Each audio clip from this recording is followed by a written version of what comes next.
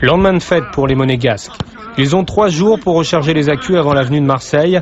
On referme la parenthèse de la Ligue des Champions pour tenter de revenir au contact de Lyon en championnat. Mais les organismes sont-ils prêts à suivre la cadence? Il manque l'essentiel, c'est les jambes pour y aller. Canal Plus, je suis fatigué aujourd'hui, je ne peux pas plus. Oh. Je parle bien, hein?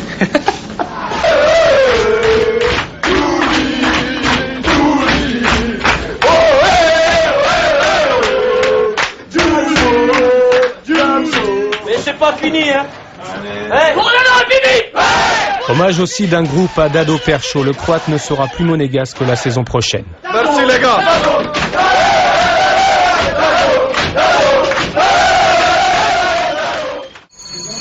Ultime journée en match avancé, les hommes de Deschamps ne seront pas champions.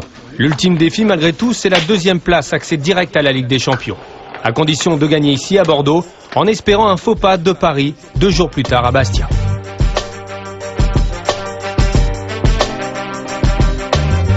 Un dernier effort avant de voir le bout du tunnel, un dernier effort à 5 jours de la finale.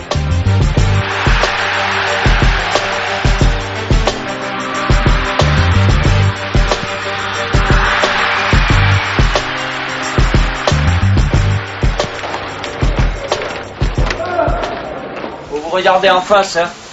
Il n'y a rien à espérer, c'est un miracle déjà qu'on soit un partout. Un miracle. Un miracle. On a le ballon, il faut 4 touches avant qu'elle sorte des pieds. Putain, on dirait que c'est la première fois que vous jouez ensemble. Pensez pas trop à mercredi, je vous le dis les mecs. Hein. Parce qu'avec ce que je vois ce soir, mes couilles, hein. Je vous le dis, hein. Je vous le dis, hein. Et à tous, hein. Sans déconner. Hein. Un minimum, il n'y a même pas le strict minimum. Au niveau de l'engagement, dans les duels, il n'y a que dalle. Chaque action, il y a pratiquement but. C'est quoi ce bordel? Tiens, on tourne le cul, on n'y va pas, un ballon, on s'arrête, on a les bras sur les hanches au bout de 5 minutes. Et puis quoi aussi? Et puis quoi? Oh, vous êtes pro ou vous êtes amateur bientôt? Si vous croyez que c'est la meilleure façon d'être bien, ben vous vous trompez les mecs. Hein. Je vous le dis, hein. Je vous le dis, hein. Parce que la tronche, elle se remet pas comme ci, comme ça. Hein. Si vous n'avez pas envie, il faut le dire. Hein. Pas besoin de le dire, ça se voit même. Alors bougez-vous le cul. Hein. Franchement, en deuxième mi-temps, c'est mieux senti et puis ça s'est ressenti. Hein. Mais je pense pas qu'on avait la tête à la finale. La finale, c'est mercredi et on savait qu'il fallait bien préparer cette finale et il fallait gagner aujourd'hui. C'était important pour la confiance. Il faut jamais aborder, on va dire, une finale avec une défaite, surtout qu'on venait de perdre 4-1 à Rennes.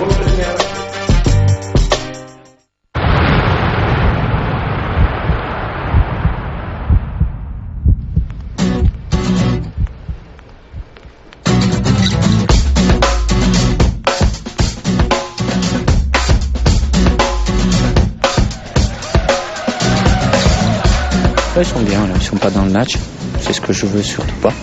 Ils sont bien, ils vivent entre eux, ils discutent, ils parlent d'autres choses. Je pense pas que Porto les préoccupe énormément pour le moment. On va rentrer petit à petit dans la préparation, mais on en est encore loin. Je me fais pas trop de soucis, je sais que la concentration, la motivation, ça n'est pas là pour un match comme ça. Il faut pas qu'il soit trop tendu et trop nerveux.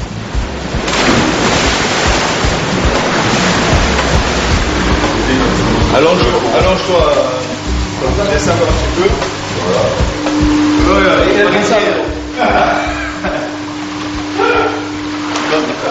Ouais, c'est royal. On ne pourra pas dire qu'on n'a pas bien préparé cette finale. Aussi.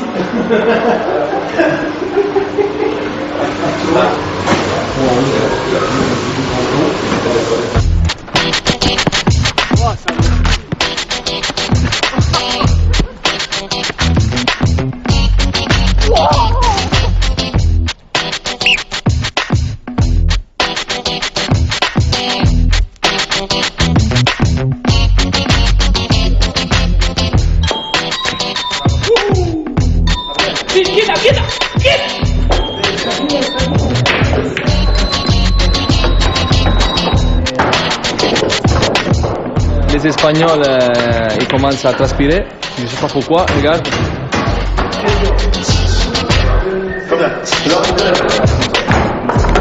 Contre les Italiens, 12-0. c'est la finale de la Euro.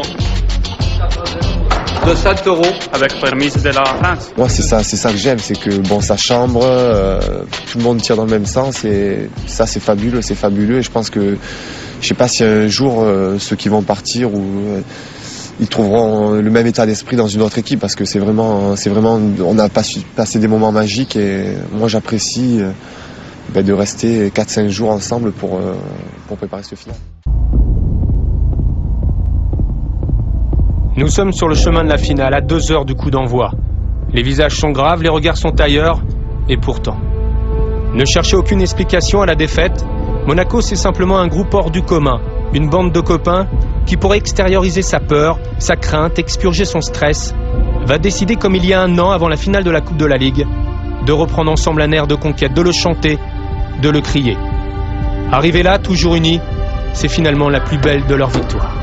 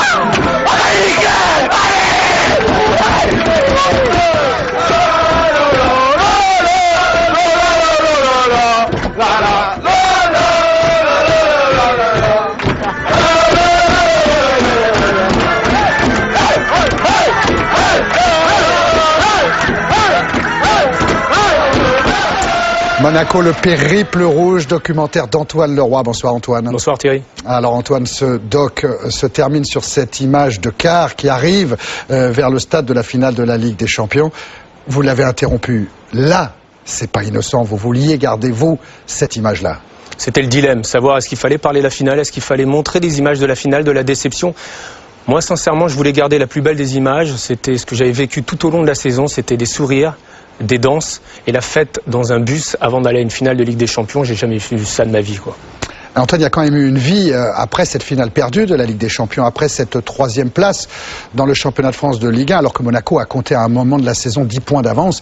Alors finalement, qu'est-ce qui reste dans l'esprit des joueurs, dans l'esprit de Didier Deschamps, de tout le staff, de tout le club? C'est une saison manquée. Peut-être manqué sur le CV parce que finalement il n'y a pas de titre de champion de France, il n'y a pas de titre de vainqueur de la Ligue des Champions, il reste que des aventures humaines comme on peut le voir à Moscou avec Julien Rodriguez, mais aussi des victoires sur les plus grands clubs d'Europe, Chelsea, le Real Madrid, et ça c'est très fort, ça va leur servir pour plus tard parce que c'est une expérience inoubliable. Alors comment êtes-vous arrivé dans ce groupe? Comment avez-vous gagné la confiance, à la fois celle de Didier Deschamps et à la fois celle des joueurs? Très simplement, et c'est ça ma grande surprise, finalement il faut devenir le 23e joueur du groupe. Il faut se plier aux exigences d'un groupe de haut niveau, c'est-à-dire les menus assez allégés, les horaires de coucher assez tôt, on va dire. Inhabituel pour vous. Inhabituel, pas de soda au repas, donc ça, il faut s'y habituer. Mais après, on devient presque un confident, c'est-à-dire qu'on partage leurs émotions, leurs déceptions, leur colère, et c'est ça qui est très fort. Le moment le plus fort de la saison, celui où tout d'un coup, même votre caméra devait trembler un petit peu? Là, j'avais pas ma caméra, mais c'était dans le vestiaire de la Ligue des Champions. J'étais avec les joueurs assis sur les bancs et j'écoutais le discours de Didier Deschamps. C'était Monaco-Chelsea. Il y avait 1 partout à la mi-temps. Et là, j'ai vu un Didier Deschamps, mais en colère, avec des bouteilles qui traversaient les vestiaires, des joueurs qui étaient complètement abattus. Et là, je me suis dit, comment on doit être quand on est sportif de haut niveau, etc. Et finalement, j'ai essayé de le vivre comme eux. Et Didier avait ces mots très pensés. Et finalement, il a réussi à redresser la tête de chacun de ses joueurs. Et ils sont partis, ils sont revenus sur le terrain.